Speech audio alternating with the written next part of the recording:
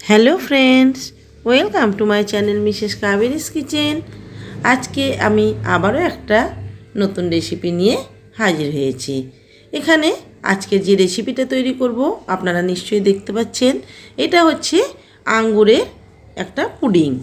এখানে এখন আমরা যেহেতু আঙ্গুরের সময়, তো আমরা আজকে আঙ্গুরের পুডিংটা তৈরি করব। খেতে ভীষণ সুন্দর লাগে এবং দেখতেও কিন্তু ভীষণই সুন্দর।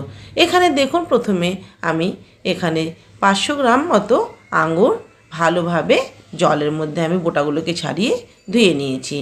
এবারে প্রথমে আমি যেটা কাজ করব সেটা হলো মিক্সিতে আগে আমি ভালোভাবে এটাকে একটু পেস্ট করে নেব।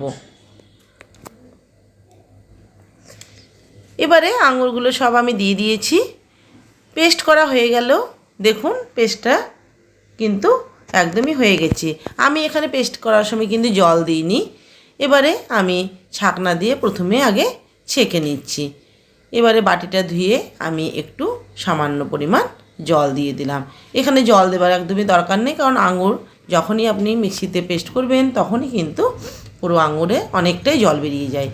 এবার ভালোভাবে আমি ছেঁকে নিচ্ছি। দেখুন চামচ দিয়ে একটু ঘষে ঘষে ভালোভাবে ওপরে ছিবড়েগুলোকে আমি ফেলে দিলাম। এবারে এখানে দেখুন রসটা কিন্তু একদম পরিষ্কার হয়েছে। একটু ফেনাটাকে ওপর থেকে আমি একটু তুলে ফেলে দেব। এখন আমি আবার এই রসটাকে কাপের মধ্যে একটু মেপে নেব, কারণ মেপে নিতে গেলে তাতে কিন্তু সুবিধা হয়। এখানে আমি 1 কাপ আমি রস নিয়েছি। প্রথমে সেটাকে আমি প্রথমে একটু ছেঁকে নিলাম, আর একবার ছেঁকে নিলাম, কারণ যতটা ছেঁকে নেবেন তত কিন্তু কালারটা সুন্দর হয়। বাকিটুকু আমি ছেঁকে নিলাম। এখানে আমার কাপটা হচ্ছে 250 ml। আমার এখানে কাপের মধ্যে আমি প্রায় 1.5 কাপ রস দিয়েছি। এখানে প্রায় 400 ml আমি আঙ্গুরের রস দিয়েছি। এখানে দিয়ে দিলাম একই কাপের 1.25 কাপ চিনি, দিয়ে দিলাম 1/4 কাপ কর্নফ্লাওয়ার। এবারে এই 3টে উপকরণকে খুব ভালোভাবে মিক্সড করে নেব। দেখুন এই যে গোটা গোটা বেঁধে আছে সেটা যেন একদমই না থাকে। পুরো ব্যাটারটা কিন্তু একদম স্মুথ হতে হবে। ভালোভাবে আমি একদম মেখে এটাকে সুন্দর করে তৈরি করে নিয়েছি। এবারে আমি এটাকে গ্যাসে বসিয়ে দিয়েছি। ভালোভাবে কিন্তু হাতটাকে একদম একইভাবে নাড়াচাড়া করতে হবে, কারণ এটা যদি একটু বন্ধ করে দেন তাহলে কিন্তু দলা বেঁধে যাবে। দেখুন এই কর্নফ্লাওয়ার দেওয়ার কারণে এটা কিন্তু খুব তাড়াতাড়ি কিন্তু গাঢ় হয়ে গেছে। এবারে এখানে আমি নিয়েছি 1 চিমটি ফুড কালার। এই ফুড কালারটা দিলে দেখতে ভীষণ সুন্দর হবে। যেহেতু এখানে আঙ্গুরের জেলি, যার জন্য আমি এখানে সবুজ কালারটাই ব্যবহার করেছি। ভালোভাবে কালারটা দিয়ে আমি খুব সুন্দর করে আরও একটু মিক্সড করে নেব।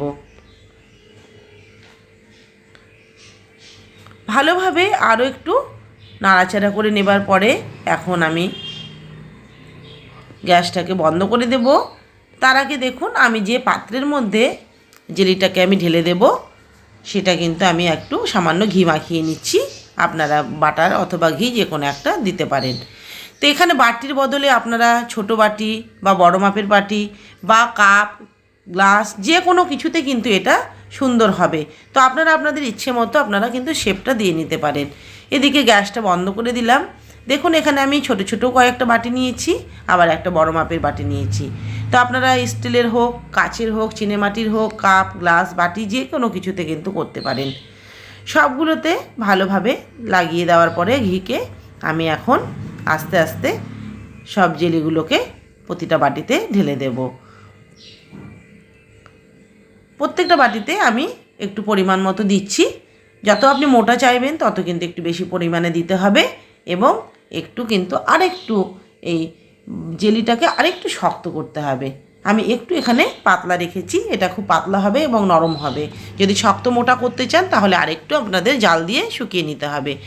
এবারে সব বাটিগুলো একটু ভালোভাবে আমি চেপে চেপে একটু বাড়ি দিয়ে দিচ্ছি, যেন ভেতরে যেন কোনো রকম হাওয়া না থাকে, সম্পূর্ণগুলো যেন ভালোভাবে বসে যায়।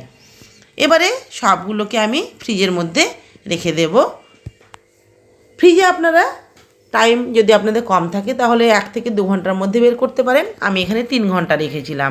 3 ঘন্টা রাখার পর আমি ফ্রিজ থেকে সবগুলোকে বের করে নিয়েছি। এবারে আমি দেখুন এগুলোকে সব তুলে তুলে একটা প্লেটের মধ্যে করব। দেখুন হাতের মধ্যে কিন্তু একেবারেই কিন্তু কিছু লাগছে না, একদম এটা কিন্তু জমাট বেঁধে গেছে। তো যদি আপনারা আরেকটু শক্ত বা মোটা করতে চান তাহলে ব্যাটারগুলো আরেকটু বেশি দেবেন এবং জাল দেওয়ার সময় আরও একটু কিন্তু বেশি করে জাল দিয়ে নেবেন। এবারে চারিদিক থেকে একটু চাকু দিয়ে আমি ঘুরে বাটিটাকে উল্টে দিয়েছি প্লেটের মধ্যে। দেখুন কতটা সুন্দর হয়েছে। এবারে ছোট ছোট যে বাটিগুলো সেইগুলোকেও আমি একটা একটা করে সম্পূর্ণ উল্টে দিব। খেতে কিন্তু ভীষণই সুন্দর হয়। তো আপনারা এখন আঙুরের সময় একবার এইভাবে করে দেখতে পারেন। এখানে আমি সার্ভ করার জন্য ওপরে দিয়ে দিলাম আমুলের গুঁড়ো। আপনারা চাইলে এখানে নারকেল কোড়াও দিতে পারেন অথবা ড্রাই ফ্রুটস আপনারা কিন্তু একটু কুচি করে ওপরে ছড়িয়ে দিতে পারেন। আমি এখানে দিলাম আমুলের গুঁড়ো যেন খেতে ভালো লাগে। এবারে আমি চাকু দিয়ে কেটে আপনাদেরকে দেখাচ্ছি। দেখুন দেখুন কত সুন্দর হয়েছে দেখতে, খেতেও কিন্তু ভীষণ সুন্দর হবে। তো আমি এখানে একটু নরম করেছি, আপনারা আরেকটু শক্ত করতে পারেন যদি আপনারা চান, এবং এখানে কিন্তু আমুলের বদলে নারকেল কোড়া দিয়েও বা ড্রাই ফ্রুট দিয়েও করতে পারেন। বন্ধুরা আজকের মতো এখানেই শেষ করছি। আপনারা প্লিজ একবার আঙুরের সময় একবার এটা রেসিপিটা করবেন, আশা করি ভালো লাগবে। নমস্কার, ধন্যবাদ।